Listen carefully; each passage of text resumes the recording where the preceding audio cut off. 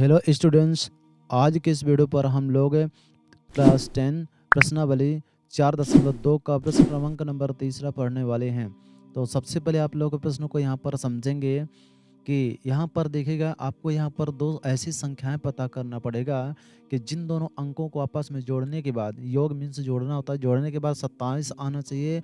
और साथ में ध्यान देना, उसी दोनों अंकों को आपस में, ठीक है, उन्हीं दोनों अंकों को आपस में गुणा करने पर ध्यान देना है। यहाँ पर गुणनफल दे रखा है 182, मतलब कि ऐसे दो अंक आपको पता करना है। ठीक है, मान के चलते हैं कि यहाँ पर देखिए x और y, आपको ऐसे दो अंक पता करना है कि यदि हम इसको जोड़ें, ठीक है, इसको यदि हम जोड़ते हैं तो हमें 27 मिलना चाहिए। और साथ में ध्यान देना कि इन्हीं अंकों को आपस में, हमें पता नहीं है कि वह दो अंक कौन से होंगे, और इन्हीं अंकों को आपस में यदि हम गुणा करते हैं तो हमें 82 मिलना चाहिए। ठीक है, तो 82 यहाँ पर देखिए 182 लिखा है, 182 में मिलना चाहिए। तो हमें वह दो अंक पता करना पड़ेगा। ठीक है, तो दो अंक हम कैसे पता करते हैं, तो चलिए इसे हम लोग हल करते हैं। ठीक है, तो ध्यान दीजिए कि यहाँ पर लिखा है दो संख्या, तो आपको सबसे पहले पहली संख्या यहाँ पर आपको x मान लेना है। ठीक है, तो यहाँ पर हम लिख लेते हैं माना की पहली संख्या। तो देखिए यहाँ पर हमने लिख लिया है माना की पहली संख्या बराबर x है। ठीक है, अब दूसरी संख्या आपको पता कैसे करना, यही बहुत इंपॉर्टेंट और इसे समझना बहुत कठिन है। बात को समझिएगा, यहाँ पर देखना, आपको यहाँ पर दो ऐसी संख्याएं लेना पड़ेगा। यहाँ पर देखिए, यहाँ पर आपको ऐसे दो संख्या लेना है। ध्यान दीजिएगा कि यहाँ पर आपको ऐसे दो संख्या लेना पड़ेगा और जिन दोनों अंकों को आपस में जोड़ने पर 27 आना चाहिए। तो आपको ध्यान देना है कि यहाँ पर पहली संख्या हमने x मान लिया। ठीक है, अब दूसरी संख्या पता करना है। तो दूसरी संख्या पता करने के लिए आपको क्या करना पड़ेगा कि इस 27 में से, इस 27 में आप क्या करोगे, पहली संख्या यदि आप घटा देते हो, ठीक है, इस 27 में से यदि आप पहली संख्या घटा देते हैं तो आपको दूसरी संख्या पता चल जाएगी। तो इसके लिए आपको क्या करना पड़ेगा कि 27 में से आप पहली संख्या घटाओगे ना, तो आपको यहाँ पर दूसरी संख्या पता चल जाएगी। यदि इससे भी आपको समझ में नहीं आया है तो एक एग्जाम्पल देके आपको समझाते हैं कि भाई 27 में ही हमने x क्यों घटाया। ठीक है, तो आप समझिएगा कि यहाँ पर समझिए, यहाँ पर दो लोगों को पैसा इकट्ठा करने के लिए हमने बोला है, और बोला कि दोनों लोग मिला के 10 रुपये इकट्ठा करना है। तो पहला आदमी ने 3 रुपये लगा दिया है। तब एक बात बताओ कि पहला आदमी ने 3 रुपये लगाया तो दूसरा आदमी कितना लगाएगा, तो ये दूसरा आदमी कितना रुपये लगाएगा, इसको पता करने के लिए क्या करना पड़ेगा कि 10 में से आप यदि 3 घटाओगे तो आपको पता चल जाएगा कि दूसरे आदमी को 7 रुपये लगाना पड़ेगा। ठीक है, तो कैसे पता चला कि जब 10 में से आप 3 को घटाए तब तो आपको पता चला है कि दूसरा आदमी कितने रुपए लगाएगा। उसी तरह से पूरे संख्या में से पहली संख्या को यदि आप घटा दोगे तो दूसरा आदमी ने कितना पैसा लगाया वो आपको पता चल जाएगा। ठीक है, तो उम्मीद करते हैं कि आपको समझ में आया होगा। तो इसीलिए यहाँ पर हम लिखेंगे कि दूसरी संख्या बराबर हो जाएगा 27 माइनस। तो देखिए यहाँ पर हमने लिख दिया कि दूसरी संख्या बराबर 27 माइनस x हो जाएगा। तो उम्मीद करते हैं कि आपको समझ में आया होगा। बस इतना यदि समझ में आ गया तो आगे बहुत ही सरल है। ठीक है, मात्र हमें समझाना सिर्फ यही था कि 27 माइनस x यहाँ पर कैसे आया। ठीक है, अब हम लोग करेंगे प्रश्नानुसार। यहाँ पर देखिए लिखा है प्रश्नानुसार, तो हम लोग प्रश्न के हिसाब से हल करने वाले हैं। तो यहाँ पर हम लिखेंगे प्रश्नानुसार।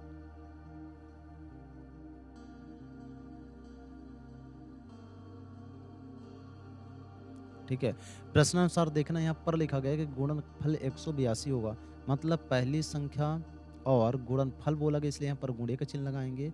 और दूसरी संख्या पर लिखा है 27 माइनस का x है, और बराबर का आगे यहाँ पर हो जाएगा 182। देखो यहाँ पर पहली संख्या ये हो जाएगा, पहली संख्या ध्यान देना कि यहाँ पर ये हो जाएगा पहली संख्या है, और उसी तरह से ये हो जाएगा दूसरी संख्या, ये है दूसरी संख्या। अब पहली पहली संख्या दूसरी संख्या के बीच में यहाँ पर हमने गुणे का चिन्ह लगा दिया है। ठीक है, क्योंकि यहाँ पर बोला गया गुणनफल 182 होगा और बराबर का गया 182 हमने लिख दिया है। तो इतना तो आपने समझ गया होगा। ठीक है, अब चलिए इस ब्रैकेट को तोड़ना है। तो ब्रैकेट को तोड़ने के लिए क्या करना है, इस x का गुणा पहले 27 के साथ में करोगे, फिर इस x का गुणा आप x के साथ करेंगे तो ब्रैकेट यहाँ से टूट जाएगा। ठीक है, तो ध्यान दीजिए कि इस x का गुणा आप 27 के साथ करो 27x हो जाएगा।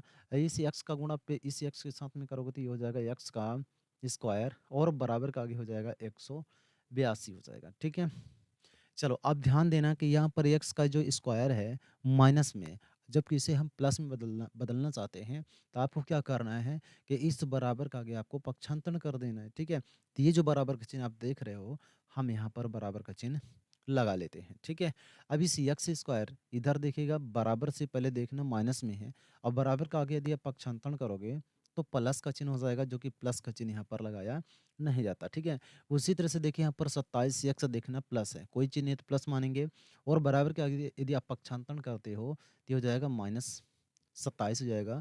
अब ध्यान देना 182 बराबर से पहले खुद ही प्लस में है। ठीक है, तो ये हो जाएगा प्लस का 182 हो जाएगा। अब ध्यान दो कि इसके बराबर से पहले कोई भी अंक नहीं बचा है, तो आप यहाँ पर जीरो कर सकते हो, या फिर आप बराबर का चिन्ह लगा के आप इधर भी जीरो कर सकते हैं, क्योंकि कोई भी अंक नहीं बचा हुआ है। ठीक है, अब ध्यान दीजिए यहाँ पर हम लोग गुणनखंडन करने वाले हैं, क्योंकि 3 पद है। देखिएगा यहाँ पर कितने पद दे रखे हैं, 3 पद। तो 3 पद को हम लोग 4 पद बनाएंगे गुणनखंडन विधि से। ठीक है, तो गुणनखंड कर लेते हैं। तो इसके लिए सबसे पहले आपको करना पड़ेगा 127 का सबसे पहले हम लोग गुणनखंडन करने वाले हैं। ठीक है, तो 182 का गुणनखंडन करके ऐसे 2 अंक आपको पता करना पड़ेगा। ठीक है ना, ऐसे 2 अंक पता करना है कि जिन दोनों अंकों को आपस में गुणा करने पर 182 आना चाहिए, और उन्हीं दोनों अंकों को आपस में जोड़ने पर 27 आना चाहिए। तो चलिए हम खंडन कर लेते हैं। 9 दूनी 18 हो जाएगा, 9 एकम 9 हो जाएगा। उसी तरह से वो कटेगा 7 से, तो देखो 7 एकम 7 एकम 7 और 7 त्रिक 21, यानी कुल मिला के देखिए यहाँ पर 13 आ गया। ठीक है, 13 एकम 13।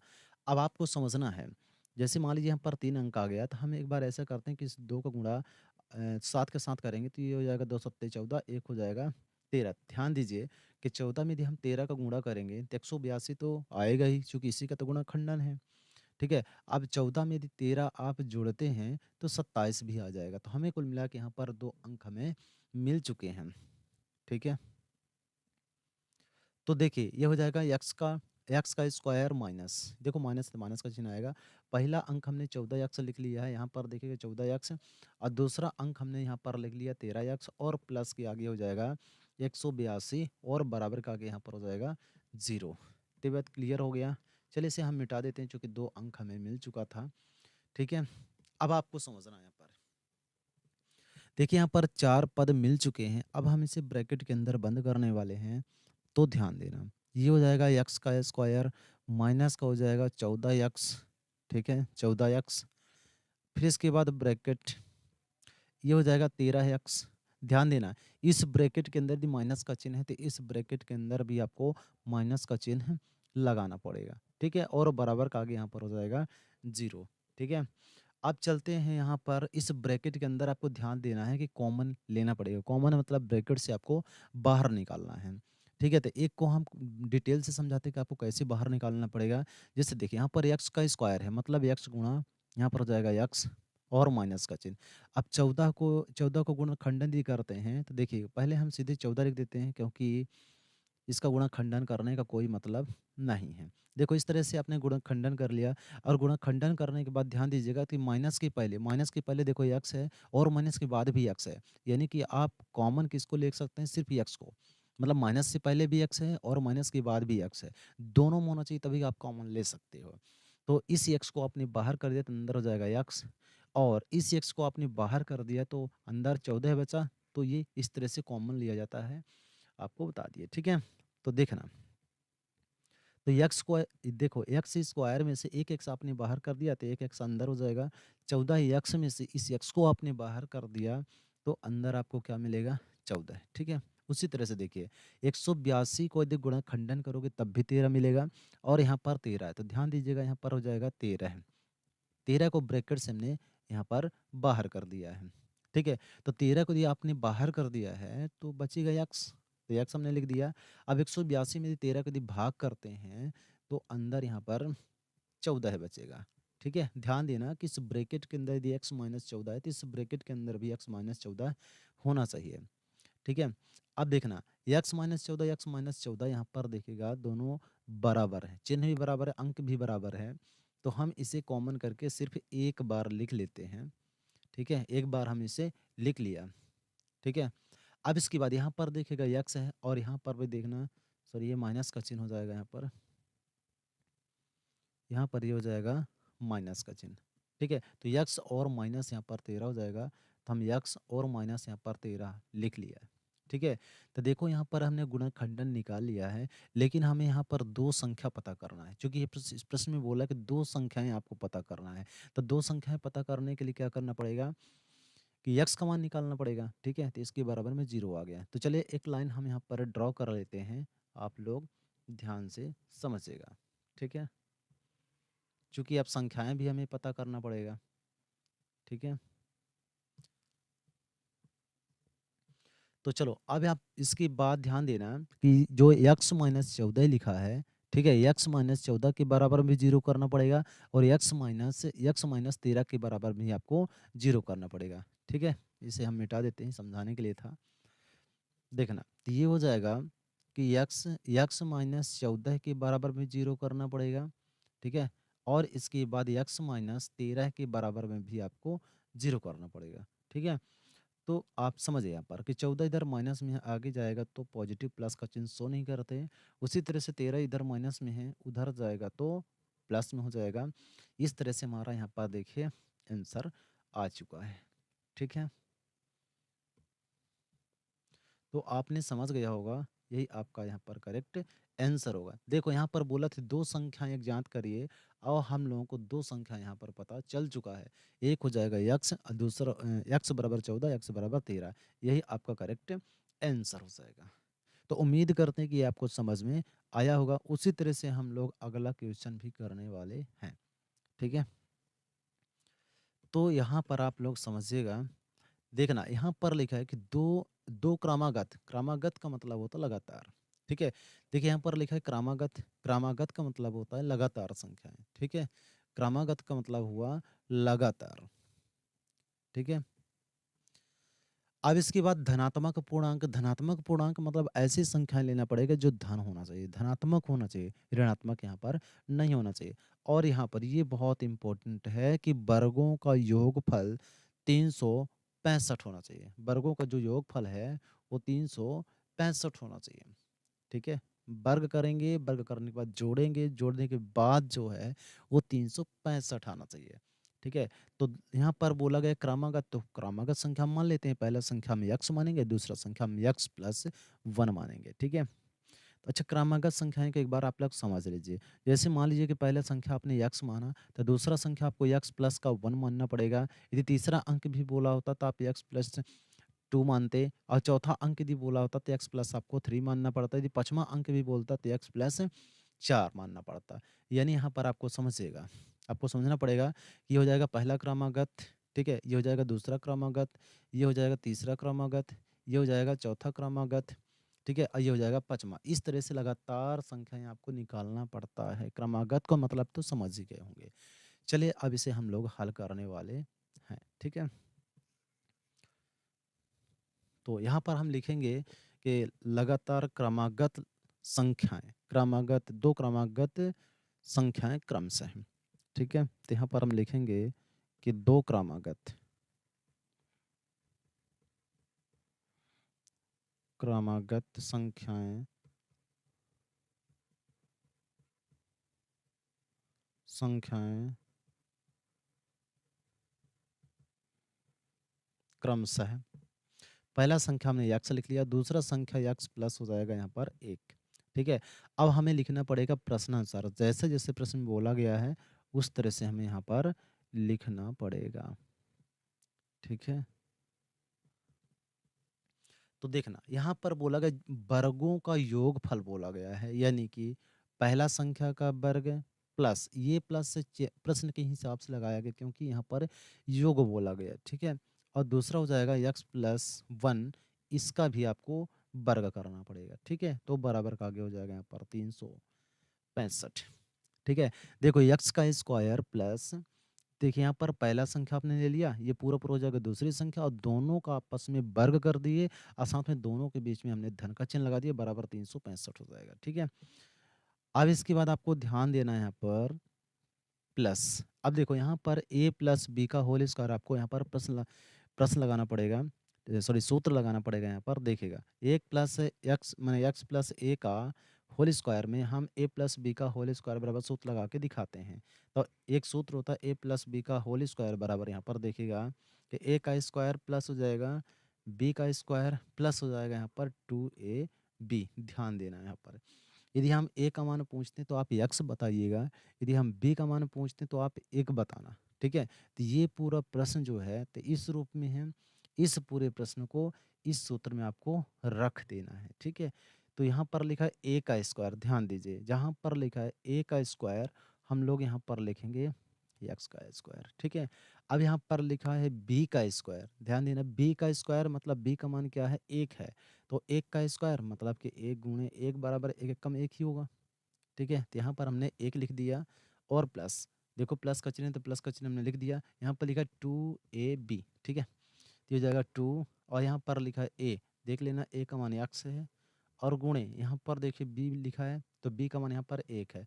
तो दो को गुणा एक के साथ करो, दो एक कम दो, और दो को गुणा पे एक्स के साथ करो तो 2x हो जाएगा। ठीक है, और ये हो जाएगा 365। ठीक है, 365।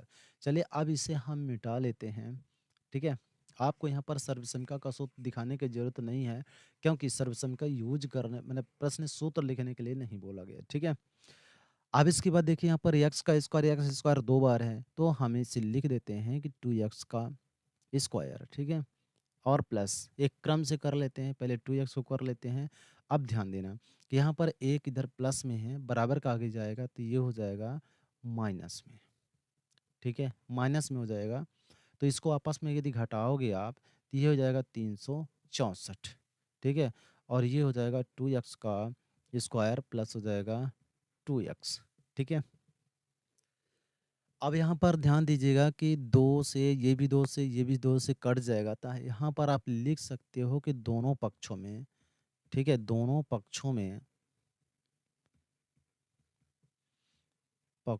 दोनों पक्षों में 2 का भाग देने पर, ठीक है, क्योंकि कट रहा है इसलिए हम काट देते हैं।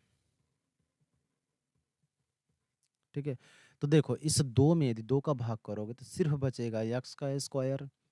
ठीक है, इस 2 में यदि 2 का भाग 2x में से 2 का भाग करोगे तो ये बचेगा x। ठीक है, अब इसमें भी ध्यान देना है कि हम 364 में कितने का भाग करने वाले हैं, 2 का, तो ये हो जाएगा 2 एक कम, ध्यान देना कि ये हो जाएगा 2 एक कम 2, और 2 अट्ठे 16 और 2 दूनी 4 हो जाएगा। ठीक है, यदि आप इसको इधर पक्षांतरण करोगे तो ये हो जाएगा एक्स का स्क्वायर प्लस हो जाएगा एक्स और माइनस, ध्यान देना प्लस के प्लस मैंने बराबर के आगे यदि प्लस का चिन्ह है, कोई चिन्ह तो प्लस ही मानोगे, बराबर के पहले यदि पक्षांतरण करोगे तो माइनस हो जाएगा। ठीक है, तो -182 और बराबर का आगे कोई अंक नहीं बचा तो आप यहाँ पर 0 कर सकते हैं। ठीक है, तो ये तो आपको समझ में आ ही गया होगा। चलिए अब इसके बाद दूसरा पेज हमारे पास में नहीं है तो हम लोग एक लाइन ड्रॉ कर लेते हैं। ठीक है, एक लाइन यहाँ पर देखिए हमने ड्रॉ कर लिया है इसके आगे लिखने के लिए। ठीक है, तो यहाँ पर आपको ध्यान देना है, अब गुणनखंडन करने वाले हैं तो गुणनखंडन करने से पहले एक बार रिपीट हम इस प्रश्न को लिख लेते हैं। ठीक है, और माइनस यहाँ पर 182 हो जाएगा, बराबर का आगे यहाँ पर हो जाएगा 0। अब यहाँ पर देखिए यहाँ पर 182 को यदि गुणनखंडन करते हो तो आपको 2 अंक मिलेगा, एक हो जाएगा 12, एक हो जाएगा 13, क्योंकि 182 का गुणनखंड हमने इसके पहला मतलब कि तीसरे क्वेश्चन में आपको बताया जा चुका है। ठीक है, किस तरह से गुणनखंडन करके आपको 2 अंक ढूंढना है। फिर इसके बाद क्या करना है कि एक्स स्क्वायर प्लस पहला अंक आपको मिल गया यहाँ पर 14 है। ठीक है, ठीक है, और इसके बाद दूसरा आपको यहाँ पर माइनस का चिन्ह लगाना पड़ेगा। अच्छा, माइनस का चिन्ह क्यों लगाना है इसे हम बताते हैं, ध्यान दीजिए, क्योंकि अचर के पहले माइनस का चिन्ह है इसलिए दोनों अंकों के बीच आपको माइनस का चिन्ह लगाना पड़ेगा। ठीक है, और बराबर का आगे यहाँ पर हो जाएगा 0। ठीक है, अब इसके बाद ध्यान दीजिए कि एक्स स्क्वायर और प्लस हो जाएगा यहाँ पर कि 14x, इसे हम ब्रैकेट के अंदर बंद कर लेते हैं। फिर इसके बाद यहाँ पर हो जाएगा 13। ध्यान देना इस ब्रैकेट के अंदर यदि प्लस का चिन्ह है तो इसके अंदर भी आपको प्लस का चिन्ह लगाना पड़ेगा, और 182 के आगे यहाँ पर हो जाएगा 0। ठीक है, अब यहाँ पर आप ध्यान दीजिएगा चूंकि हम लोग कॉमन लेने वाले हैं तो देखना प्लस के पहले x है और प्लस के बाद भी x है, तो आप इसी x को बाहर कर सकते हो। चूँकि प्लस के बाद 14 है और यहाँ पर प्लस के पहले 14 नहीं है। तो इसीलिए जो दोनों में होगा वही ब्रैकेट से बाहर कर सकते हो। तो एक्स स्क्वायर में से आपने एक्स को बाहर कर लिया तो ब्रैकेट के अंदर सिर्फ एक्स बचेगा और इस एक्स को आपने बाहर कर दिया है तो आपके पास सिर्फ 14 बचा है, ठीक है। उसी तरह से देखिए 182 में भी 13 होता है क्योंकि 182 गुणन खंडन करोगे तो आपको 13 मिल जाएगा और प्लस के पहले भी 13 है तो हम लोग क्या करते हैं कि इस 13 को ब्रैकेट से बाहर लिख देते हैं, ठीक है। अब यहाँ पर देखिए 13 को अपने बाहर कर लिया तो ये हो जाएगा यहाँ पर प्लस और 182 में यदि आप 13 का भाग करते हैं तो यहाँ पर आएगा 14 और बराबर का आगे यहाँ पर हो जाएगा 0। वैसे आप समझ सकते हैं कि ब्रैकेट के अंदर दी x+4 है तो यहाँ पर भी x+14 होगा, ठीक है, यानी 14 होगा, ठीक है। अब इसके बाद देखो x प्लस यहाँ पर 14 है, 2 बार है तो इसे आप 1 बार लिख देना, ठीक है, चूँकि x+14 है, x+14, ठीक है। अब इसके बाद x-13 तो ये हो जाएगा x माइनस यहाँ पर हो जाएगा 13 और बराबर का आगे यहाँ पर हो जाएगा 0, ठीक है। अब यहाँ पर देखो 2 संख्या माने 2 क्रमागत संख्याएँ, 2 क्रमागत यहाँ पर संख्याएँ और पूर्णांक माने पूर्णांक संख्या पता करने के लिए बोला गया है, ठीक है। इसलिए हम लोग क्या करेंगे यहाँ पर कि 2 संख्या पता कर लेते हैं, ठीक है। अब देखना कि ये हो जाएगा कि x प्लस 14 के बराबर में आपको यहाँ पर 0 करना पड़ेगा। मतलब ये जो 0 है ना, x प्लस 14 के बराबर में लिखना पड़ेगा और x माइनस 13 के बराबर में भी आपको लिखना पड़ेगा, ठीक है। इतना बात क्लियर है? अब यहाँ पर आप लोग देखिएगा कि यक्स प्लस 14, 14 इधर बराबर के पहले प्लस में है। यदि आप बराबर का आगे पक्षांतरण करोगे तो ये हो जाएगा माइनस में, ठीक है। अब यहाँ पर देखिए बराबर से पहले 13 इधर माइनस में है, आगे यदि आप पक्षांतरण करते हो तो प्लस में हो जाएगा, लेकिन प्लस का चिन्ह यहाँ पर लगाया नहीं जाता, ठीक है।